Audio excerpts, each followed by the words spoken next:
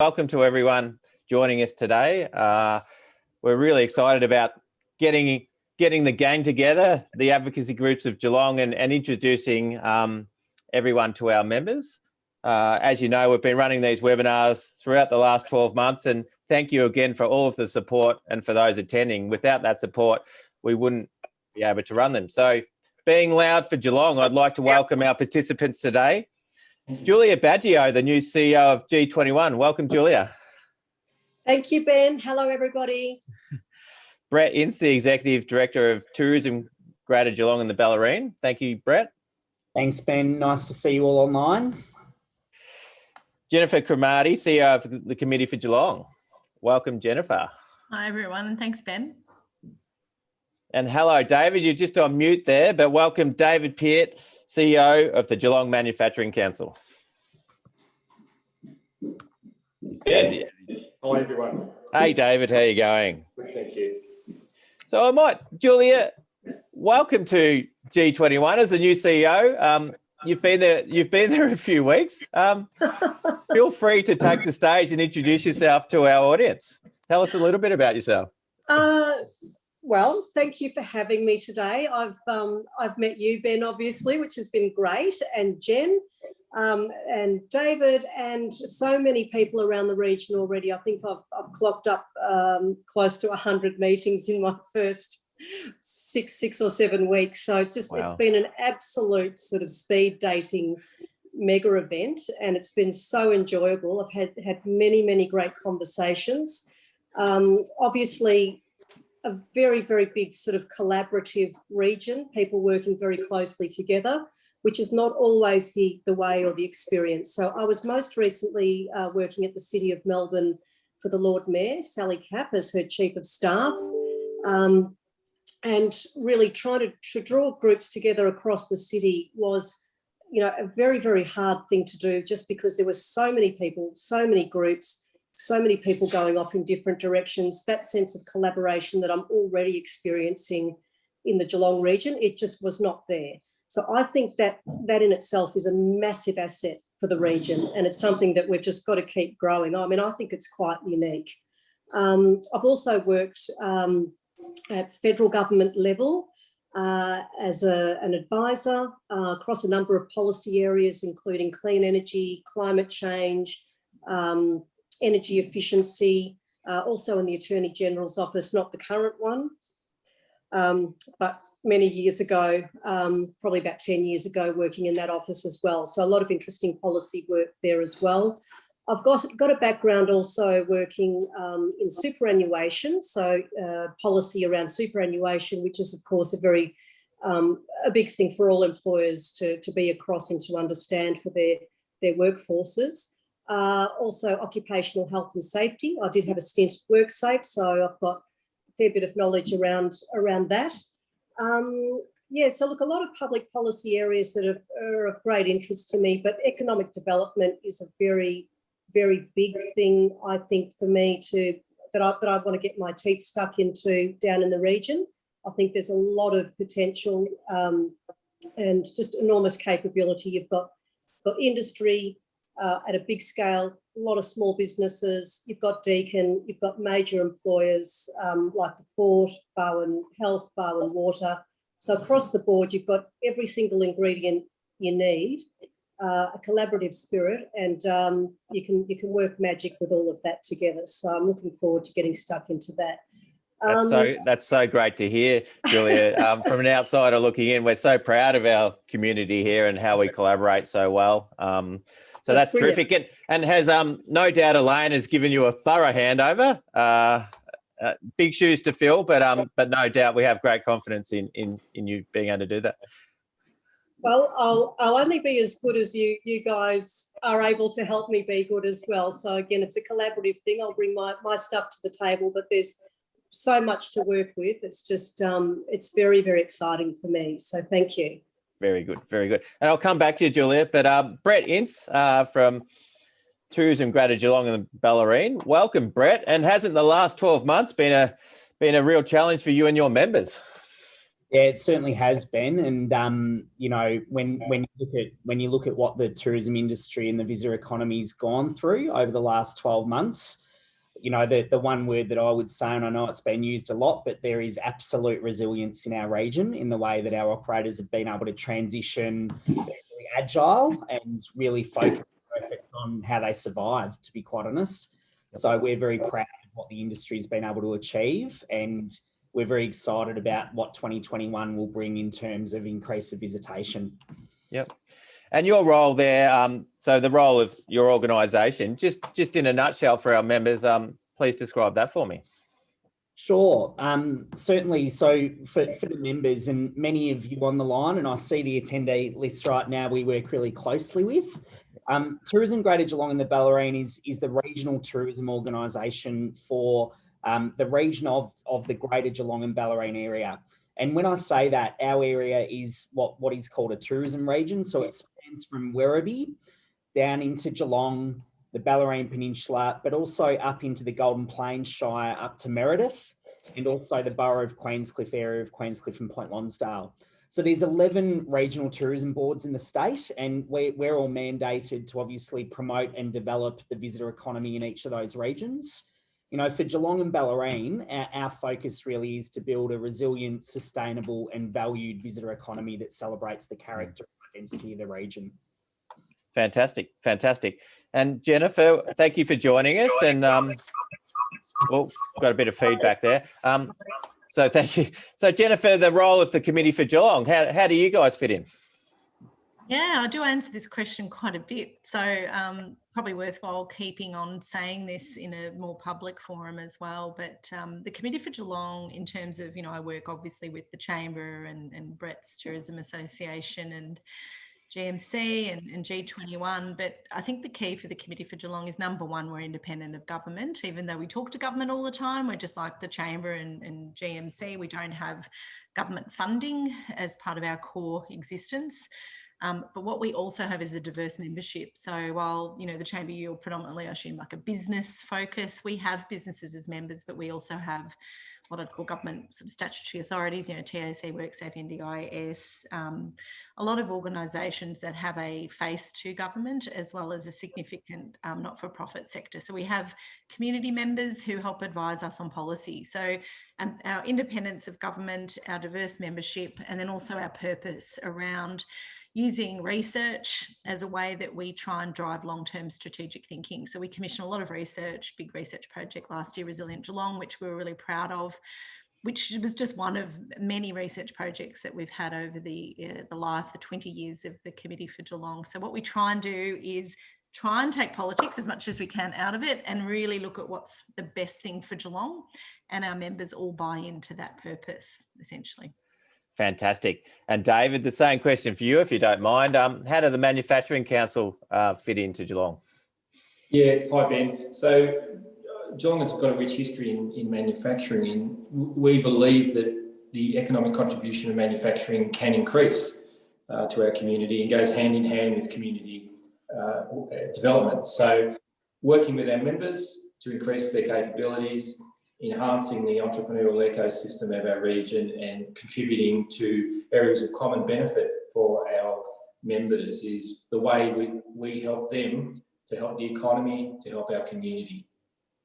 Fantastic. Now I'll come back. So Julia, have you found out what G21 in your first few weeks? I know it's a difficult question and you're still learning, but in a nutshell, how did G21 fit into the landscape? G21 is it's a lot of members, like the rest of everybody else, but really we've got 5 municipalities who really are the foundation of G21. So we've got the City of Greater Geelong, the Shire of Colac Otway, Surf Coast Shire, Borough of Queenscliff and Golden Plains. We work together regionally with those local governments, with some of the big institutional organisations and employers around the region, and of course about 300 members. So what we do is try to put that regional lens over everything, not just Geelong, but the wider region. And we've worked up a number of strategies over the years that will enhance and grow and help the region to prosper. So that's really our aim. We also sort of take a very special interest in planning to make sure that we grow well. And this is a region that's going to grow enormously over the next decade. So the planning part of it and managing growth is going to be really, really important. G21's been going for nearly 20 years now, and it's been a bit of a bedrock in establishing that collaborative working process amongst the players in the region, and it's been a real driver for that. So very keen to keep that going and make sure we can make the most of it, because we've got very big things ahead of us. Absolutely, and there's no doubt about that. We're very up and about the future. We're just going to all work together to rebuild at the moment. Now, and that's an important segue. Brett, I know I sent you a message last week saying, well done. You're getting lots of share of voice out there in the media for your members, and trying to make sure there's continued funding and a continued support for the tourism sector. Tell us what you've really been involved in to get that voice out there. Sure, Ben. Certainly, 2020 and through to the current day has been an interesting time, as I said before, for the visitor economy. And part of my role and the role of all regional tourism boards in our state is to work with what is called Victorian Tourism Industry Council and our state government and our national partners to advocate for support for the industry. So when you look at a number of the grant programs that have come through, even at a local level with the city, but also at that state and federal level, we've continued to advocate for the industry for that dedicated support.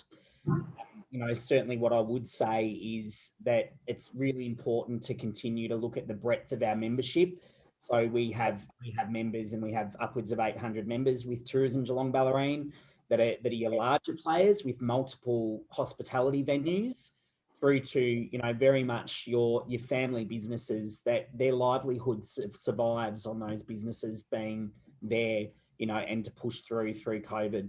So a lot of what we're focused on is working with our partners within the state, and we understand that there's more to come, we hope, and we continue to advocate for that, just in terms of that direct support of funding, but also how do we recover into the future. And a lot of that is about, demand driving projects around promotion of our region, creating reasons why people would visit our region and use our members to stay and to experience the region, but also continuing to advocate for more events in the region, not just leisure events, but business events. So as part of Tourism Geelong Ballerine, we have Business Events Geelong, which its core role is to drive more conferences and business events into the region. So, there are a few points. And then on another arm, and often people don't realise this about Tourism Geelong Ballerine, we also have a dedicated function, which is Study Geelong. So we're focused working with our international institutions around international student support and attraction, of which very much it's been about international support at the moment. So again, that's advocating for those cohorts, being able to secure funding, and I would, a call out to the city on the funding around COVID support and recovery, and specifically in that student environment, that's led to things like international friends programs to connect students with local community and to support those students in our region. Fantastic. And can I just ask a question?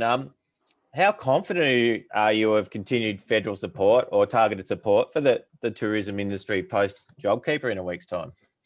Look, many people would have read a lot of my comments in the paper and through about the importance of, targeted wage subsidies for some of our hardest hit operators. We've got operators in the region, and I'm very happy to call them out. They've said I certainly can. A business, a Kid and a Walkabout, that operates in the Yuyangs, their main business is actually bringing about 15,000 visitors into the Yuyangs for a wildlife safari tour off cruise ships. So, they've got a very long road to go in terms of when they can really operate their business. So, in terms of confidence, we continue to advocate strongly.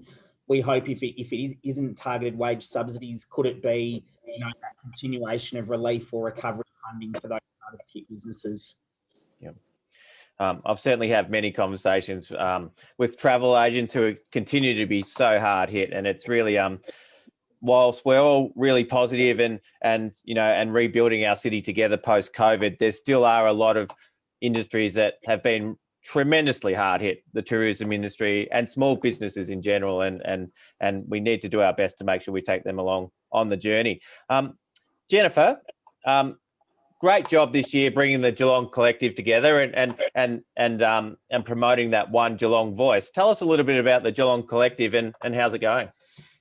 Yeah, so it was probably, it was a bit more than this time last year. So probably in mid-March last year, there was obviously a lot of concern around COVID and how was the community going to be impacted. And it really was a discussion we've had for a while anyway about working all together. But I think COVID really gave us a massive opportunity to gather the CEOs and the chairs of the organisations to say, look, government really, really wants to hear from us at this time and really show leadership that will enable our community not just to have a voice, but to be supported. So in a nutshell, it was really a great chance for, what was my chair, Clive Pugh, had a chat to all the chairs of the organisations here today, including the City of Greater Geelong. And what we decided on really was a chance to put some priorities to government. So it was state and federal government, and the COVID, it was called the Geelong COVID Collective at the time, you know, catchy name, but really the benefit of having a collective in Geelong has been something that has been obviously tried in various forms over the years. But my understanding was last year it was the first time all 5, and I think with council 6 organisations were able to come together and agree on a list of priorities to go to government. So basically what happened is we did that, and we spoke to federal and state government, and then followed that up with a state budget submission later last year, because the budget process was delayed last year. We all were waiting, and finally it was landed in November. But really, hopefully what's going to happen now, and I know we've had some chats, Ben and Julia and Brett and David, we're going to have those chats soon, is what do we do now? How do we continue this discussion? Because we're facing a looming federal election. So it's very much on my agenda that, you know, we're all waiting to see how the federal government's going to actually get through all of their current issues, but also look at potentially having an election potentially early next year and then a state election late next year. So right now, at the pointy end of having those sorts of discussions. So probably the first key thing is it was the first time we all got together, really, in my understanding. But secondly, COVID really gave us an opportunity to go, look, this is a really important thing for Geelong, and it was incredibly well received, can I say. Yep. And have you had any feedback from the Premier and the Prime Minister on the collective priorities? Look, I don't know if Scott Morrison, but personally, I know we got a reply to the letter, and we ended up obviously talking to our local reps and some of the ministers that were relevant to the priorities we put forward. Mm-hmm. So as politics goes, you know, we're always delegated to ministers who hold certain portfolio responsibilities. But from the state government, absolutely, we've had very, very clear messages from Premier through to Treasurer to Assistant Treasurer to local members saying that, you know, they've truly appreciated the leadership that we've been able to show. And I think there was reference, Ben, you were in, I don't know if you saw the Hansard clipping that Chris Cousins talked about the work that the committee and the chamber, particularly at that point, were doing in terms of working with members and working with community to make sure that our voice was heard. And that goes all the way through to then Regional Development Victoria last year, you know, holding multiple roundtables, virtual roundtables with us, sometimes on a weekly basis. And that's continuing with Regional Development Victoria's recovery planning. So I know that the voices that we put there and the priorities that we put are continually being heard. So I would say, yes, while Daniel didn't call me and Scott didn't call me, I think it was very well received. Well done. Well done. Now, David, you touched on how important manufacturing is to our community, certainly a strong history in Geelong. How did manufacturing fare over the last 12 months, and how do you see the next few years rolling out? Yeah, Ben, look, I think manufacturing is regarded as a fairly essential, close to the essential industry. Manufacturing on the whole, we came out of COVID in a reasonable shape. Agribusiness, food, those sorts of and areas that have been supported through the government's depreciation allowance have all been ticking along quite well. That's not to say there haven't been challenges, but there's been a lot of pivoting and adaptation coming out of manufacturing. But it doesn't stand still, Ben. So there's a lot of exciting things happening in defence, and particularly Hanwha coming to Geelong. Renewables, that's also a very interesting area, one that Geelong is starting to really push forward in. And I think it's all about that innovative capacity of industry to work with, for example, Deakin University on delivering projects and products and innovation out of the university into industry is an exciting opportunity. Yesterday, a number of us walked on a bridge that's been developed in Geelong with help from Deakin University and industry and Ostend particularly. This bridge is a 100-year lifespan bridge. There are thousands and thousands of these, tens of thousands of these bridges, pedestrian bridges in Australia. And Geelong's actually been responsible for a groundbreaking opportunity to develop an innovative product that could provide a market solution right across Australia and overseas. That's where our future is, opportunities to innovate on old problems and find new solutions to those old problems. So that's really where our future has been. It's all about smart ideas and smart people. And I've certainly been fortunate enough to have some chats with Palagura and everything they've got. They're planning for Geelong, and I think they're only really at the beginning of how they see their Geelong journey panning out. But the Fortec, the old Ford factory out there, and the Advanced Manufacturing Hub, is that got the potential to be a game changer for that northern Geelong region? It definitely, Ben. And I think if you look at the record of Palagura, in some of their developments, their brownfield developments have employed more people than the original manufacturing facility that was originally built. So that gives you an idea of the sort of scale at which they're aiming at. I think there's opportunity there for, certainly we've already started on renewables, but there's opportunity there for advanced manufacturing. It's got the infrastructure, the services and the size to be able to really punch above its weight and compete nationally as a major manufacturing destination. So look forward to some great announcements coming up soon. Fantastic. Now, ladies and gentlemen who are joining us today, we do have the Q&A and chat function, and I'm always really interested. If you do have a question for any of our panelists today, please send them through. I've got one comment already from a Blues supporter, and that was gratefully received, just so you know. Very good. Now, Julia, you mentioned that you've had quite a number of meetings over the last few weeks. What have some of your more interesting meetings and some of your most interesting characters been throughout that time? I don't want to drop anyone in it, really. No, they've all been fantastic. Look, one of the group meetings that I've been in has been around Aboriginal employment, actually, and Christine Cousins runs this task force.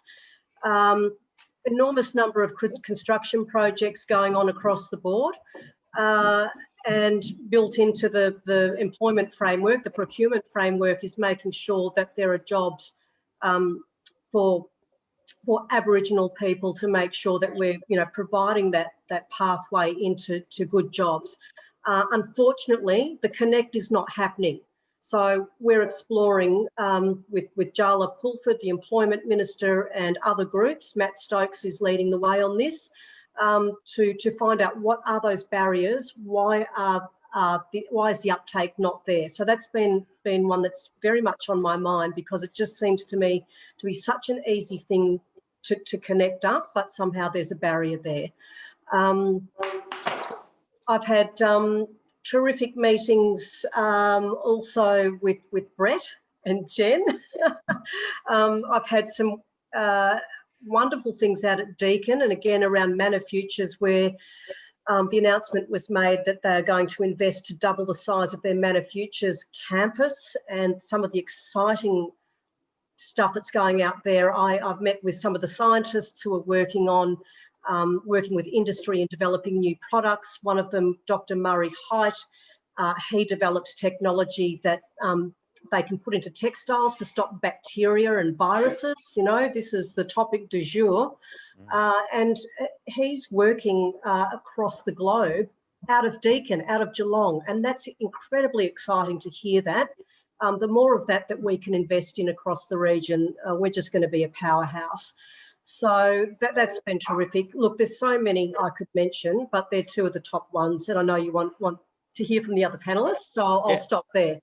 No worries. And I do have a question now, and forgive me, Jennifer, I might ask you the question, but it relates to all of us. How can we make sure with our infrastructure projects and everything going in Geelong that local suppliers can be involved, that local procurement is maintained at the highest level possible? Yeah, no, it's a good question. I know David Peter would have something to say about this too, but there's some challenges around, like there is a group called the ICN. So it's the capability network where they actually come together, and I believe they're pretty much government funded, but they come and actually put big projects on the table so that local suppliers have a chance. But I don't know if people know, but when we say local, it can mean Victoria or Australia. It doesn't mean Geelong. And I think there's a bit of a misnomer in terms of people understanding how that procurement process works with government. I think what's really important is that we all have a chance to brief in with each other about the opportunities. I think the Chamber has a huge role in this, because you have such a large database of members or, membership. So I think if we are, and I think Geelong is a great community to kind of look after and sustain itself. And I know you were talking about business procurement particularly, but the Grow project, and again, I'll call out G21's obviously involvement with that, but Give Where You Live, who's been working on this project for quite some time. And it's such an innovative policy area around not just helping get employment for people from areas that might have more marginalised opportunities, but equally looking at that local procurement piece. So I think the Committee for Geelong looks at this and says, look, if we are able to grow as a city, and I'm not going to answer your question directly, but I will point to the fact that I think the biggest opportunity we've got is growth. But what is good growth and sustainable growth? And that means that it gives everyone opportunity, that we actually have a genuine approach of equity and inclusiveness in our city. And how do we make sure that, we bring people along on this journey in a way that is going to make Geelong hopefully an exemplar that the world can look at. We've got a great opportunity here in Geelong to actually lead the way and actually do incredibly innovative policy thinking. And I think the government's really open to that. Mm-hmm. Well, another innovative project that's been going on behind the scenes is Brand Geelong, Brett. And I know you're a driving force behind Brand Geelong, and it's certainly something that you do very well. So credit to you. Tell us a little bit about Brand Geelong and what that might involve. Thanks, Ben. Yeah, it's a really good segue from what Jen was just speaking about in terms of future development and growth. Brand Geelong, in a nutshell, is really trying to look at the opportunity of all of the promoters of Geelong that speak externally about Geelong, singing from the same voice. So having one voice about how we sell Geelong, how we explain Geelong, and how we promote Geelong, not just in a narrative sense and how we all work together, but also in a visual sense. And, with the absence of that, it does mean that there are many different ways that this is done. And if we can have a groundswell of the same message about what we're trying to achieve when we're promoting Geelong, it really gives a significant opportunity. And it brings together things like, the Clever and Creative Future, the community vision, but also the UNESCO City of Design designation.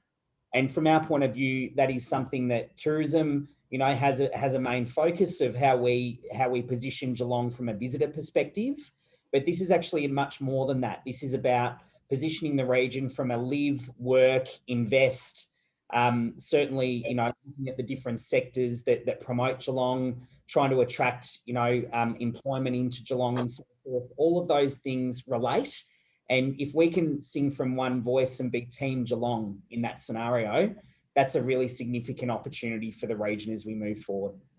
Fantastic. So watch this space there. And Julia, have you been involved so far in the COVID-19 Regional Recovery Committee through RDV? That's okay. You might be a bit early, but certainly Brett and Jennifer, I know you've fed into. Okay. Brett and Jennifer, you're certainly fed into that. And it's really pleasing to see RDV or the government working so closely with groups to understand the priorities in the region. And I think we're up to, there's 6 different priority segments, I think, with a number of issues under them. Jen, you're nodding your head. How have you found that process?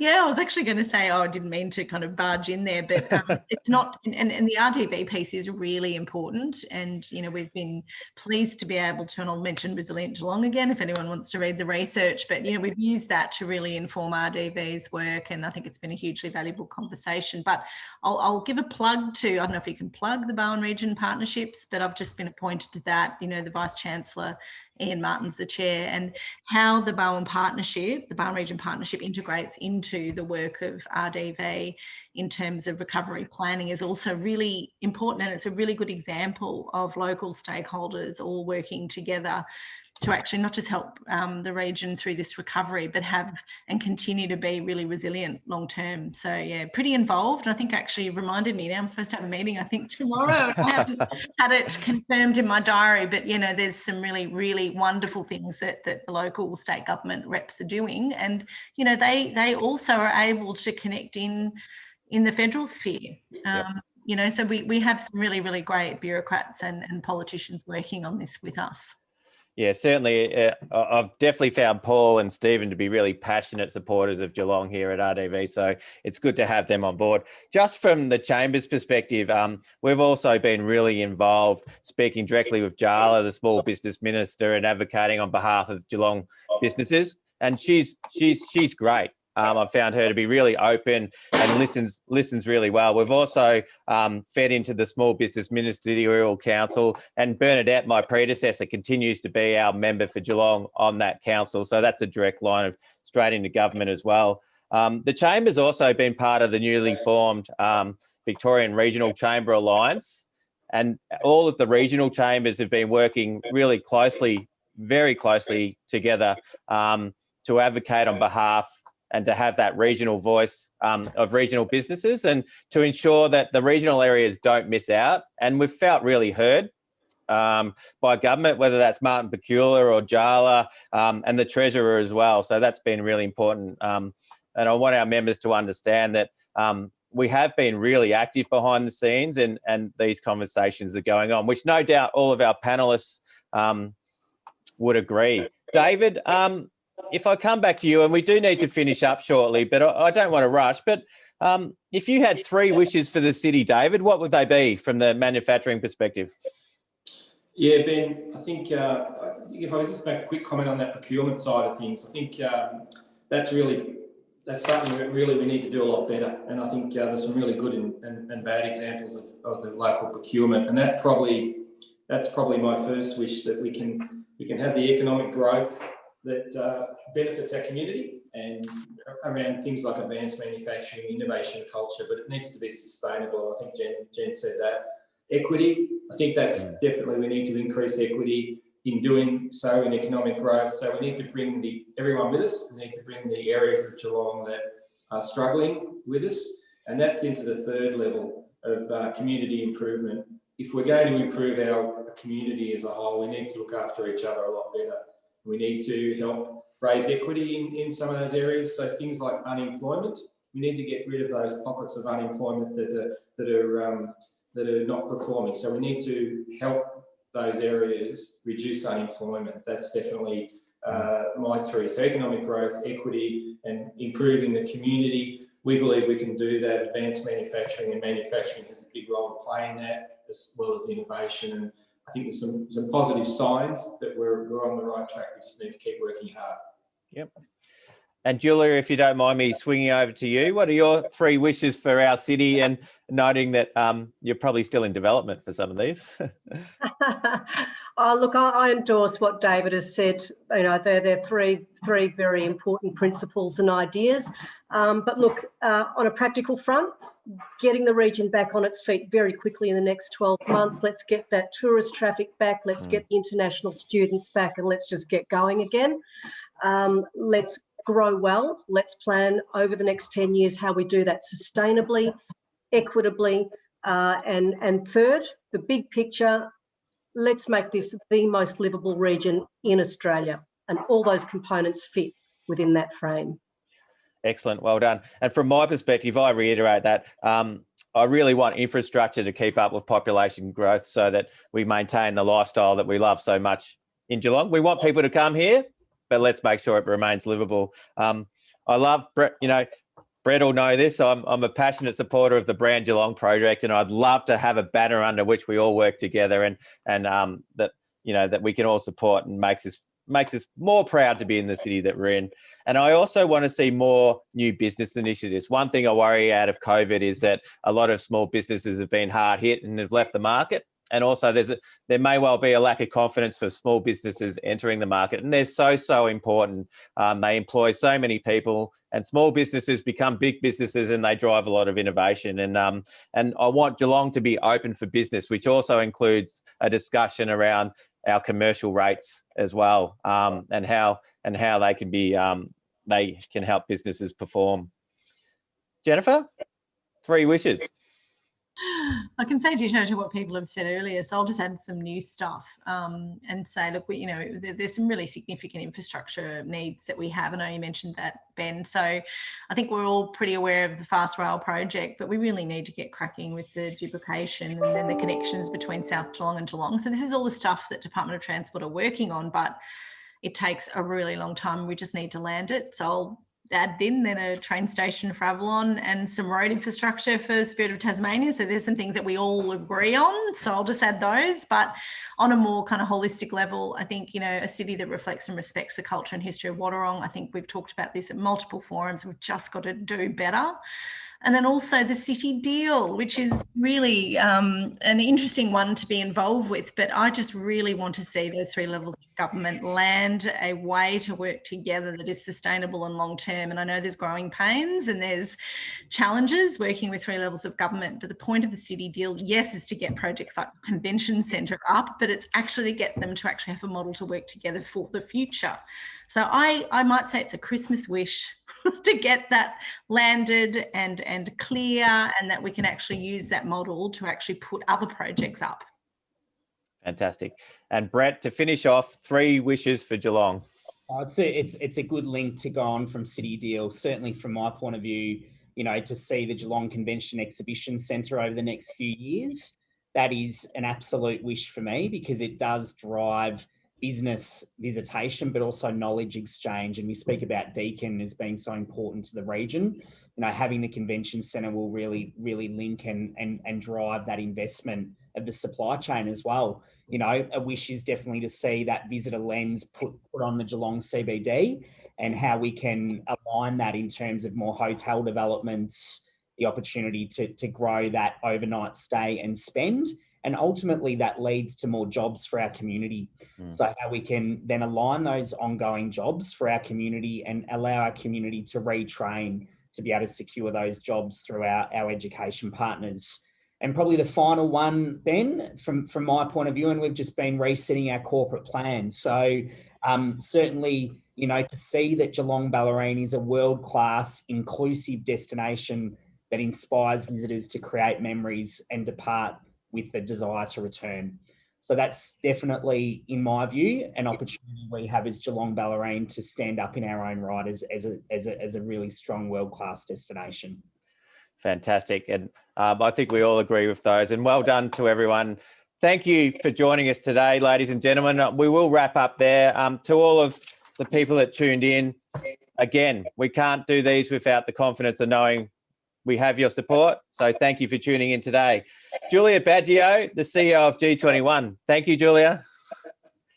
Brett Ince, Executive Director, Tourism, Greater Geelong and the Ballerine. Thank you, Brett. Jennifer Cromarty, CEO of Committee for Geelong. Thank you, Jennifer.